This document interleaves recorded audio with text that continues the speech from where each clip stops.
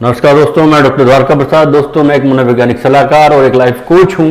आज मैं आपको वो टिप्स बताने जा रहा हूं जो एक हेल्दी रिलेशनशिप के लिए बेहद जरूरी है और लाइफ टाइम तक अगर उसे फॉलो करता है तो लाइफ टाइम तक ये रिलेशनशिप बहुत न केवल बने रहेंगे बल्कि बहुत अच्छे तरीके से बने रहेंगे। तो आज जो पहला टिप्स मैं आपको देने जा रहा हूं एक अच्छे रिलेशनशिप के लिए, जो कि एक अच्छी मैरिज को पूरा प्रॉपर ढंग से पूरी लाइफ टाइम तक यानी कि मृत्यु तक बने रहें, तो उसके लिए जरूरी है कि पहला टिप्स मैं आपको जो देना चाहूंगा वो है नो ईगो। ईगो किसी भी लेवल पर नहीं होना चाहिए। ना ईगो शारीरिक रूप से होना चाहिए कि मैं बहुत अट्रैक्टिव हूं, मैं बहुत स्मार्ट हूं, मैं ब्यूटीफुल हूं, या ना कोई आर्थिक रूप से होना चाहिए कि मेरे फैमिली का बैकग्राउंड ऐसा था, तुम्हारा ऐसा है, मेरा ऐसा है। इस तरह की बातें नहीं होनी चाहिए। मतलब ईगो किसी भी लेवल पर नहीं होना चाहिए। अगर ईगो जहां भी आने लगेगा तो धीरे धीरे संबंधों में कड़वाहट होने लगेगी। और चूंकि दो अलग अलग लोग दो अलग अलग परिवारों से, दो अलग अलग संस्कृतियों से जुड़ते हैं, तो उनमें जो है डिफरेंसेस होना जरूर बहुत ही कॉमन सी बात है। लेकिन इसके बाद भी मैं आपको ये कहूंगा कि आपको नो ईगो का रूल फॉलो करना ही होगा। अगर आप इस रूल को फॉलो नहीं करेंगे तो संबंधों में कड़वाहट आने लगेगी और एक स्थिति ये आएगी कि आजकल बड़ी आम बात हो गई तलाक लेना और अलग हो जाना, रिलेशन को बहुत जल्दी तोड़ लेना, खत्म कर लेना। तो ये बहुत जरूरी से है कि हमें ईगो ना रखें। हम बहुत जरूरी है कि हम किसी भी तरह का ईगो ना रखें। ईगो हमारा रिफ्लेक्ट ना हो पाए, दिख ना पाए और ना हमें अंदर से फील हो पाए। तो ईगो हमें नहीं रखना है। दूसरी टिप्स में जो देना चाहूंगा एक अच्छे रिलेशनशिप के लिए, हेल्दी रिलेशनशिप के लिए, वो है रेस्पेक्ट ईच अदर।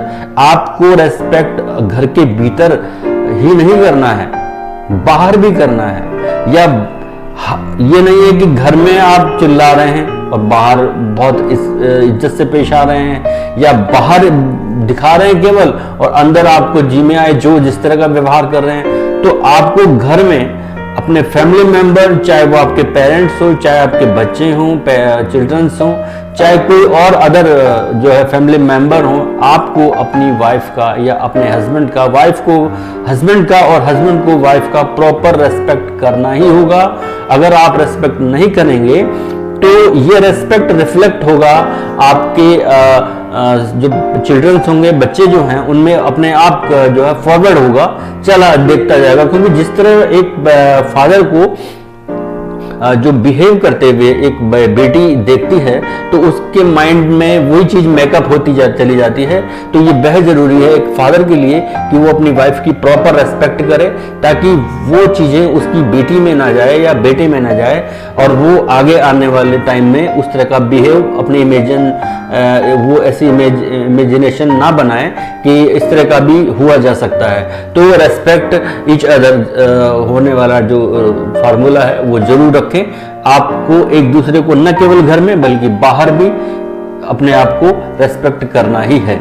तीसरा टिप्स जो मैं देने की बात करूंगा वो ये है कि अगर आपको वैसे भागती हुई जिंदगी है, एक आदमी चाहे वो मेल हो चाहे फीमेल हो, अगर सर्विस क्लास होगी तो भी बिजी है, और अगर हाउसवाइफ है तो भी महिलाएं बहुत बिजी रहती हैं। लाइफ इस तरह की हो गई है कि आजकल सब लोग बिजी रहते हैं, तो और काम का वर्डन रहता है, चाहे वो घर का हो चाहे ऑफिस का हो। तो हमें अपने आप को ऐसा समय जरूर निकालना चाहिए, कोई ना कोई एक पर्टिकुलर टाइम ऐसा रखना चाहिए जिसके बारे में हम अलग से बैठें और खुद के बारे में बात करें, एक दूसरे की हॉबीज के बारे में बात करें, इच्छाओं की बात करें और अपने प्रेजेंट की बात करें। और जब प्रेजेंट की बात करेंगे तो फ्यूचर अपने आप अच्छा दिखने लगेगा और आप अपने आप को कूल फील करेंगे और आप अपने साथी को या पार्टनर को अपने से जुड़ा हुआ महसूस करेंगे। तो ये बेहद जरूरी है।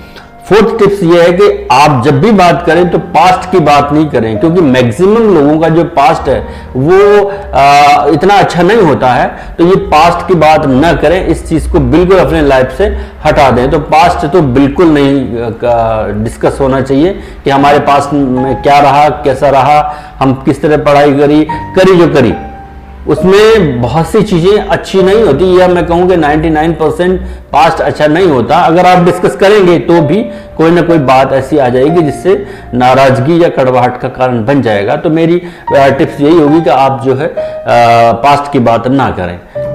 इसके अलावा इसके बाद जो मैं नेक्स्ट टिप्स देना चाहूँगा वो है अप्रिशिएट जरूर करें।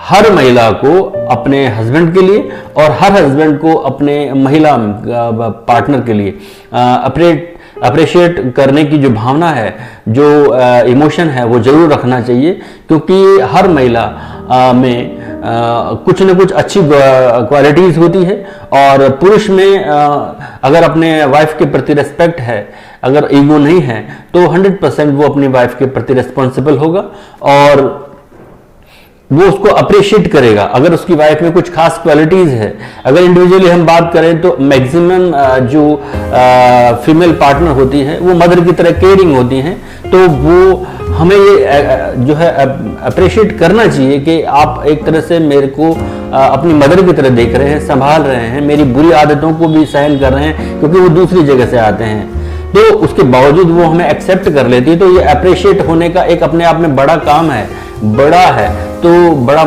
रीज़न है।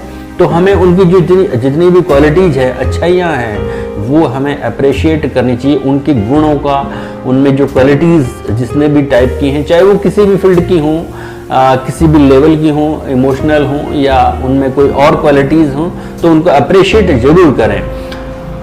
इसके अलावा नेक्स्ट टिप्स जो होगा वो होगा एक्सप्रेशन का। भाई अगर आपको अपनी वाइफ से लव है, अफेक्शन है और आप उनके लिए हमेशा तत्पर रहते हैं, उनको आपको अकेले में उनकी कमी खलती है कि यार आज वाइफ कहाँ चली गई, 2 मिनट के लिए अगर वो बाहर मार्केट में चली जाती है, तो आपको अगर थोड़ा सा भी माइंड डिस्टर्बेंस पैदा करता है, तो ये मानिए कि आप अपनी वाइफ के प्रति बहुत ज़्यादा लॉयल हैं, बहुत ज़्यादा प्रेम करते हैं। तो आप इस प्रेम को अपने अंदर भीतर ना रखें या क्रोध के द्वारा प्रकट ना करें कि वो आई तो चीखने लग गए, चिल्लाने लग गए कि भाई तुम कहाँ गए, तुम्हें बता के जाने की जरूरत ही नहीं।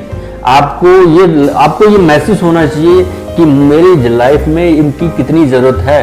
तो अगर ज़रूरत है तो आप उस ज़रूरत को बड़े ही प्रेम के साथ प्रदर्शित करें और उनको बताएं, एक्सप्रेस करें। बिफोर मैरिज भी तो आप जब किसी से लव करते थे या करते होंगे, तब भी तो आप बुद्धू बन जाते थे।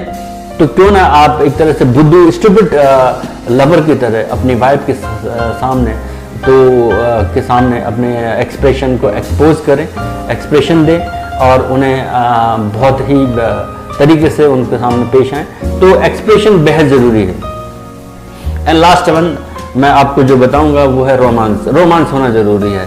देखिए, शादी के 1-2 साल के बाद लाइफ बोरिंग सी लगने लगती है, तो हमें कुछ ना कुछ ऐसा, कहीं आउटिंग हो गया, घूमना फिरना हो गया, बच्चों के साथ कहीं बाहर खाना पीना हो गया, कहीं ऐसी जगह सैर सपाटा हो गया जहाँ पर हमें कुछ नया एडवेंचर महसूस हो, तो ये बहुत ज़रूरी है। या बच्चों को घर पे छोड़ दिया, हस्बैंड वाइफ कहीं घूमने चले गए, तो ये हमारी लाइफ में रोमांस बना रहना चाहिए। या रोमांस करने के लिए कोई टाइम फिक्स नहीं होना चाहिए। मैं बात सेक्सुअल रिलेशंस की नहीं कर रहा हूँ, वो तो it's a part of life.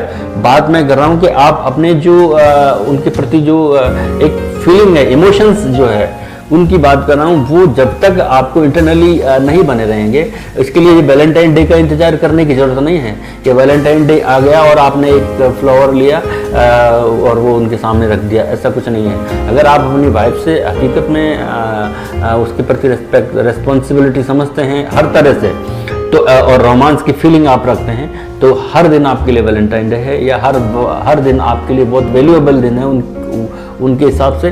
तो आप उन्हें कभी भी, जब भी आपका जी करे, जब भी आपको मन अच्छा लगे, आप घर पर कहीं पर भी उनके लिए जो है डिनर उनके साथ कर सकते हैं। बाहर जाकर रोमांस का एक टाइम आप कुछ समय का बिता सकते हैं।